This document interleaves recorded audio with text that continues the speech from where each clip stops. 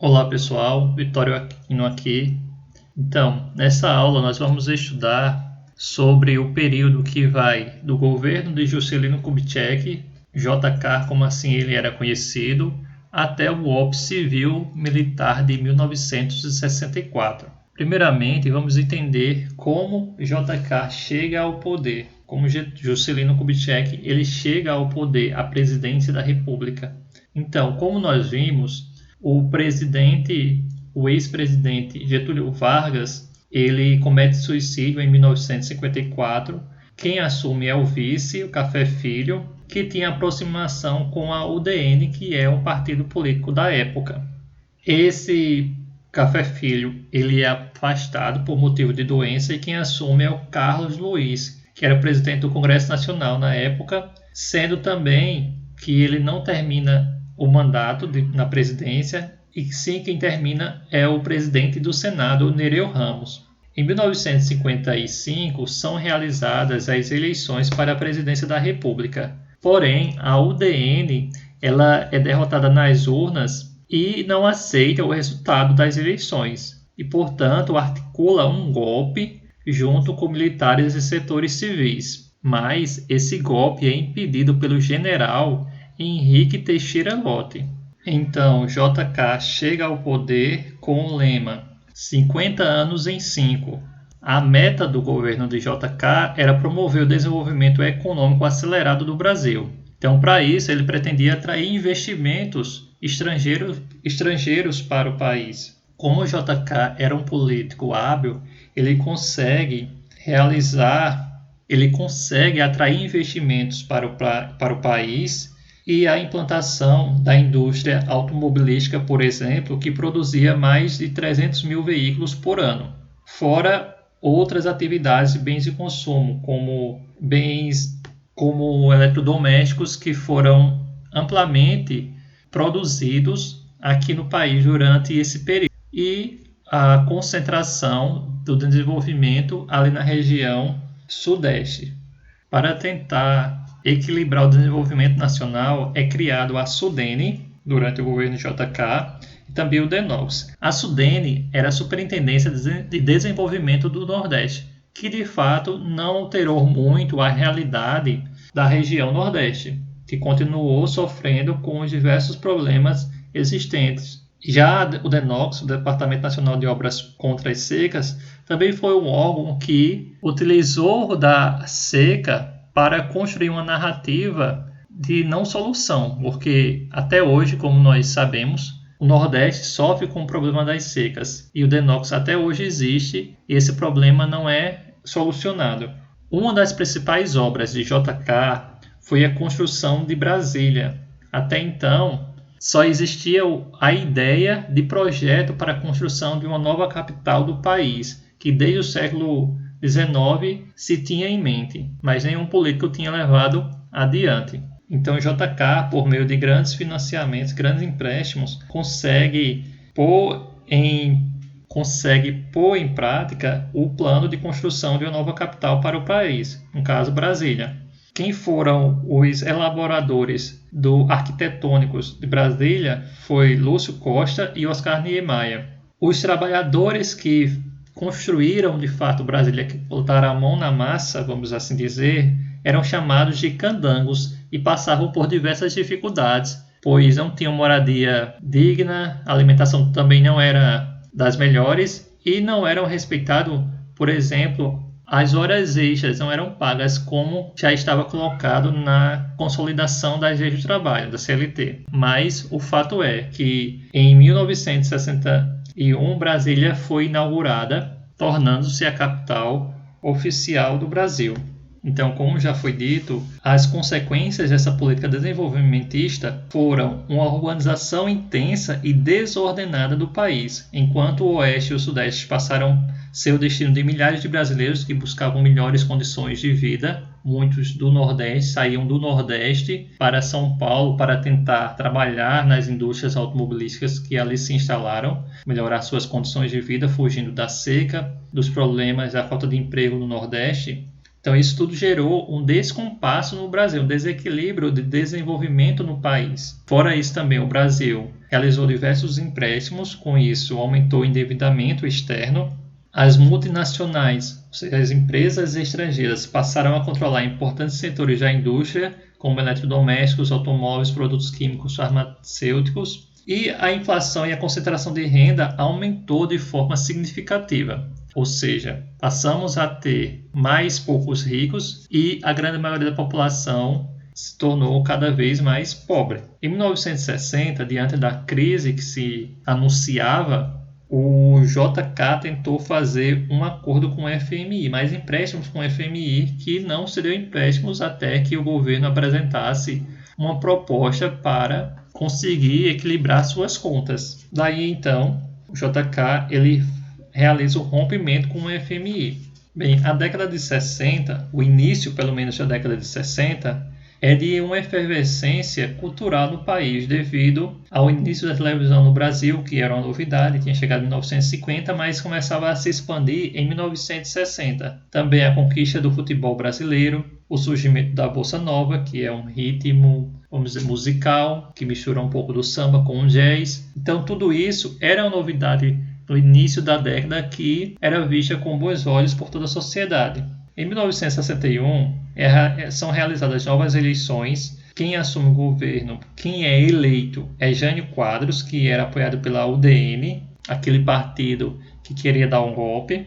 E, naquele momento, o vice era escolhido de forma separada. Então, votava-se para o presidente e também se votava para o vice-presidente. Não era como é hoje, que se tem a votação em uma chapa, né, que tem já o presidente e o vice já fazem parte daquela chapa, daquele voto. Não se votava para presidente, se votava para vice-presidente. Então, Jânio Quadros é eleito presidente do Brasil e o João Goulart é eleito para vice-presidente. Esse João Goulart ele é herdeiro político de Getúlio Vargas. O que isso significa? Que ele tinha uma influência das propostas que Getúlio tinha, ou seja, ele tinha intenções, ou seja, ele tinha propostas ligadas à melhoria das condições da classe trabalhadora. Jânio Quadros, ao assumir a presidência, não conseguiu resolver os problemas que existiam no país, como, por exemplo, uma das grandes propostas do governo seria acabar com a corrupção. Então, ele tinha até o lema, que era um marketing da sua campanha, que era o Varre Vassourinha, que era a ideia de limpar o país da corrupção. Então ele chega à presidência e não consegue resolver os problemas que ele se propunha a sanar. Então, e no plano externo, nós temos que lembrar que vivíamos a Guerra Fria, que, como a gente leu aquele outro texto, era uma disputa de influência, política e ideológica de influência entre os Estados Unidos capitalista e a União Soviética socialista. E o Jânio Quadros optou por manter uma posição neutra. Diante disso, ele acaba se afastando do partido que lhe apoiava, a UDN. Também, ele tentou seguir um programa liberal, que reestabeleceu relações com o FMI, adotou uma política de austeridade fiscal voltada à redução do déficit público, das contas, dos gastos públicos. E também promoveu a reaproximação diplomática com a China e a União Soviética. Então, diante desse quadro em que se colocava, Jânio Quadros ainda fez medidas moralizantes mais concretas, como que se tornaram piadas, como a proibição do uso de biquíni nas praias e o uso de maiôs nos desfiles de Miss. Então foi assim, uma série de realizações que fizeram com que, em 1961, Jânio Quadros ele renunciasse à presidência. De acordo com algumas pesquisas, se tem que é possível que ele pensasse que a sociedade sairia às ruas para se manifestar contra a sua renúncia e assim ele teria motivos para fechar o Congresso Nacional e assumir a presidência, reassumir a presidência e governar com amplos poderes. Mas isso não aconteceu e o parlamento acatou a sua decisão de renúncia e quem assumiu foi o seu vice, João Goulart. Na verdade, João Goulart estava em visita oficial à China no momento, que já era comunista a China, e a presidência foi entregue ao presidente da Câmara dos Deputados, Ranieri Mazzilli. Naquele momento, houve uma forte oposição dos militares e setores conservadores ao UDN e grandes empresários contra esse posicionamento de João Goulart de aproximação com a China e para que ele não assumisse a presidência. Isso tudo devido ao medo do comunismo, que até hoje, como nós sabemos, é um fantasma que assombra o país. Que assim, muitas pessoas não entendem o que é o comunismo, o que é o socialismo, e tem esse fantasma que assombra o país. Hoje nós não vivemos mais na Guerra Fria, não há o perigo de uma construção de uma sociedade comunista, e mesmo assim a gente precisa entender o que é o comunismo, que é a ideia de igualdade por todos, a igualdade de condições, mas naquele momento os empresários tinham muito medo, porque a ideia do comunismo, socialismo, é estatização dos meios de produção, ou seja, é acabar com a ideia de propriedade privada. Quem é capitalista, essa é a base do capitalismo, é a propriedade privada. Então eles foram inflamados por esse medo do comunismo.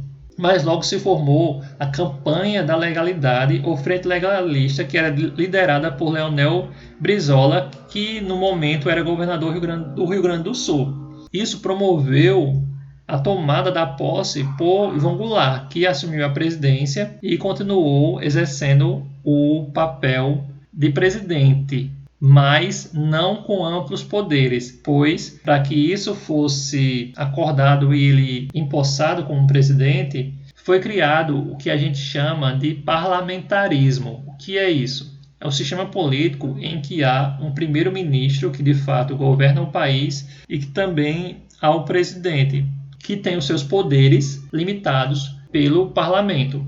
Esse parlamentarismo é o que acontece, por exemplo, lá na Inglaterra, na França, são países parlamentaristas. O sistema político é parlamentarista, tá? Quem governa é um primeiro-ministro. Então, Jango assumiu a presidência com poderes limitados e vigiados pelo Congresso Nacional, e Tancredo Neves assumiu como primeiro-ministro. Em 1963, foi realizado um plebiscito, que é uma consulta popular para saber se o país continuaria parlamentarismo ou se voltaria ao presidencialismo, ou seja, acabaria com essa ideia de primeiro-ministro e o presidente assumiria o poder do país. Quem venceu nessa disputa do plebiscito foi o presidencialismo e João Goulart assumiu a presidência do país. Então a ideia de João Goulart foi adotar uma política nacionalista e reformista por meio de um plano trienal de desenvolvimento.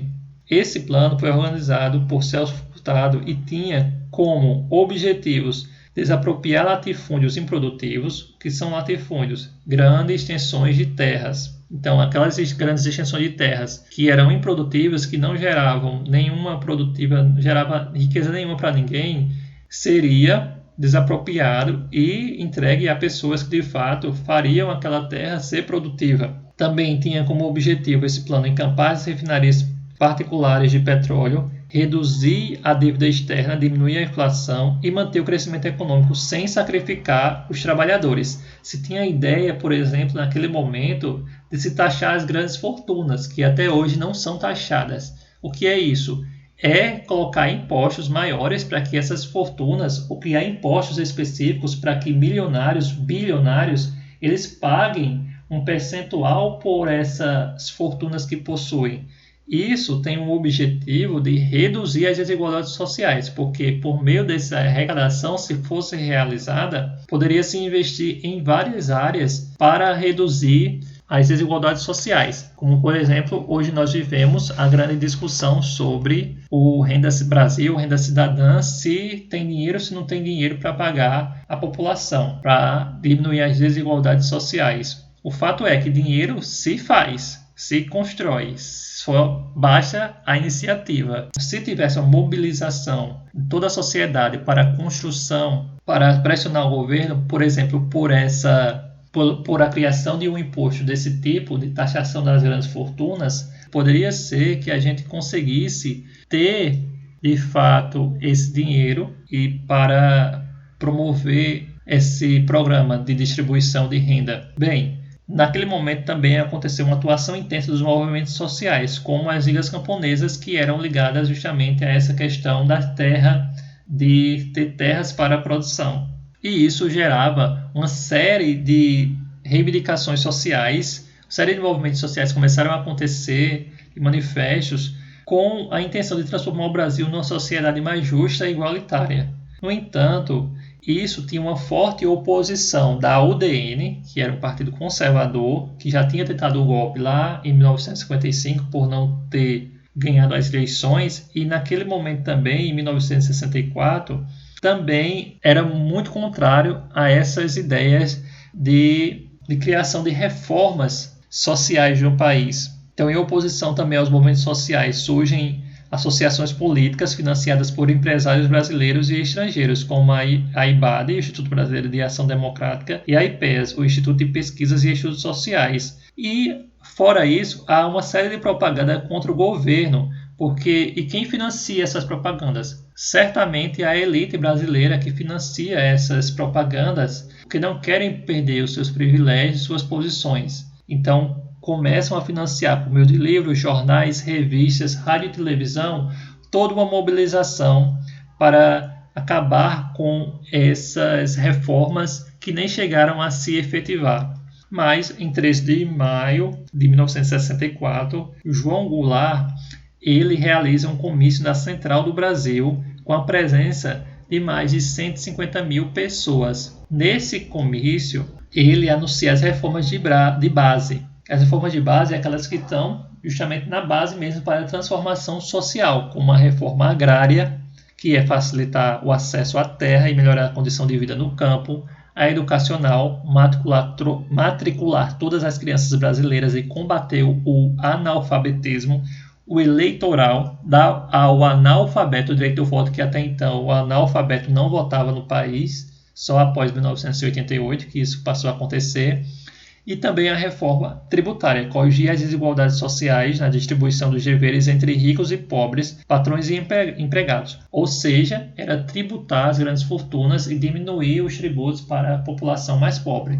Todas essas reformas tinham o objetivo de diminuir as desigualdades sociais existentes no Brasil, melhorar a condição de vida das pessoas mais pobres. No entanto, uma grande manifestação contra essas reformas, porque eram vistas como quase uma implantação de um comunismo no país, um socialismo no país, passou a acontecer. E uma das mais famosas foi a Marcha da Família com Deus e pela Liberdade, que foi uma manifestação organizada no dia 19 de março de 1964 em São Paulo e contou com uma participação de mais de 500 mil pessoas naquele momento. Entre março e julho de 1964, 49 marchas aconteceram pelo país, todas contrárias ao governo. Isso gerou uma série de agitação política e social no país que acabou por fazer com que os militares responsabilizassem o governo pelo clima de desordem no país. Então, quando é em 31 de maio de 1964, eclodiu uma rebelião nas Forças Armadas contra o governo de João Goulart. O movimento contou com o apoio dos governadores de São Paulo, Minas Gerais e do Rio de Janeiro, e sem condições de resistir, o João Goulart ele vai para Brasília, de lá vai para Porto Alegre e se exila no Uruguai. Ele decide não reagir ao golpe, pois isso poderia promover no país uma guerra civil, que é uma guerra interna, daqueles que apoiavam o golpe e daqueles que não apoiavam. Então ele decidiu não reagir ao golpe e os militares assumiram o poder e passaram a governar o país por 21 anos, só revezando o poder entre os generais. E aí, durante esse período do regime militar, aconteceram uma série de abusos de direitos humanos, contra os direitos humanos, ou seja, contra os direitos de todos nós, e só foi acabar em 1985 com o fim do regime civil-militar, que nós estudaremos em um outro momento. Então foi isso, pessoal. Um abraço e até a próxima.